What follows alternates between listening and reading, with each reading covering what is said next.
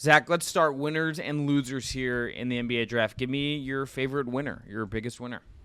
I mean, I'm sure you know I'm going there with this because I've been high on Kyle Filipowski on this show. I think that the Jazz did better than anybody in this draft, honestly. I think that Cody Williams is a player that I had in my top 5.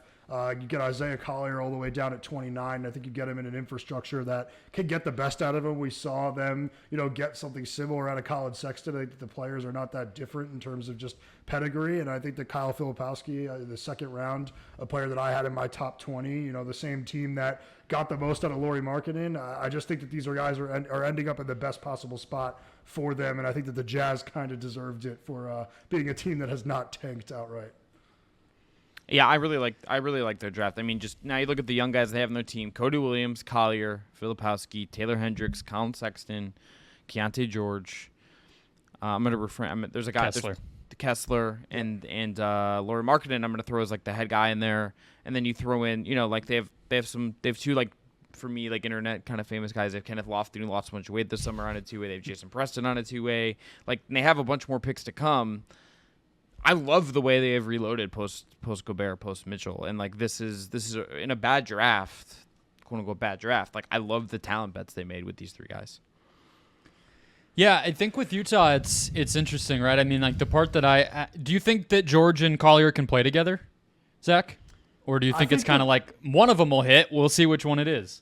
I mean, it's a situation where, like, it's not that different from the Suns for me, where it's like you have 2 guys that can play on the ball, but neither one of them is a pure point guard. But you make up for it in kind of collective team players where enough guys can make passes and run offense where you don't need the one on-ball initiator running the show. I think that those guys can play together in that sense. I think maybe one of them does have to come off the bench long term. Who knows? I mean, George is obviously a proven player at this point. He had a really good rookie season. Collier, you have no idea what you're going to get. But I think that you took a talent swing.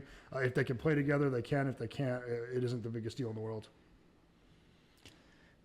All right. Can I throw a team out there and we discuss if they were a winner or a loser? Let's do it. What did you think of OKC's draft night, Zach? I know you love Nikola Topic, so I'm interested in your thoughts on him in that environment. But the other stuff they did was pretty surprising, as always, with the Thunder. Dylan Jones at 26, which they traded up kind of out of nowhere to come take, a guy that some people had, I believe, a lot of the big draft people had in the 60s. And then did it a couple more times throughout the second round. What do you think of their haul and how Topic kind of fits in there? I mean, I loved it for him because I had Topic as my number 1 player. So you just getting him where they got him. I obviously, it's a team that is trying to win right now, so it kind of hurts to have to wait a full year for him. But at the same time, this is the team that just sat Chet Holmgren for an entire season, got him right. You're probably happy if you're Topic knowing that they're just going to take care of you from a health perspective, and apparently one of the best medical staffs in the league. And I do think that Topic is going to be able to learn a lot of things from Shai Gilgeous-Alexander as another, plus-sized on-ball initiator that can score in a lot of different ways, that can score at the basket. So I think that eventually they're going to have a huge winner in Topic, and I'm not really high on Dylan Jones. I just kind of don't really see the pathway towards him being a great NBA player without a jumper, just as an undersized forward that, has a lot of other abilities. It's hard for me to get on board with guys like that. But at the same time, I really liked AJ Mitchell. So I thought that in the second round, they got another guy that's another big guard. I mean, they just load up on these guys. They don't seem to care how many of them they have. And I think it's a pretty smart strategy. So they got Giddey out of the building, but they replaced him with 2 other really, big guys that fit their scheme. They really never have a guy on the floor that can't create for themselves and others and has size on the court. Yeah, I mean, they're keeping the churn going, right? It's like they get Giddey out. They elect to not pay Giddey. They bring in Caruso. They probably maybe extend Caruso. But they got better, and they still have developmental prospects and time, including a guy that many people, Zach, including yourself, have rated much higher than where he got drafted. And he might have gone, it probably goes higher if not for this ACL. So, I love this. To me, they are a winner just from the structure.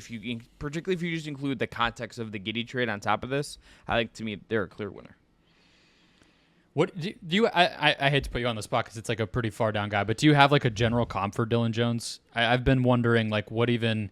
At first, I was like, is it Talen Horton-Tucker? But I don't think he's that much of a point guard kind of guy. I think the Ringer has Grant Williams, Julius Randle type of style of player. What do you think? I don't know. I thought he was a little like Josh Hardy. I mean, he's a bit heavier than that, but I don't know. Like it's hard for me to say what he's going to be in the NBA because I do think just an undersized big like that needs to be able to shoot the ball a little bit. I was really surprised to see him go in the first round. I had him pretty firm second rounder. Mm-hmm.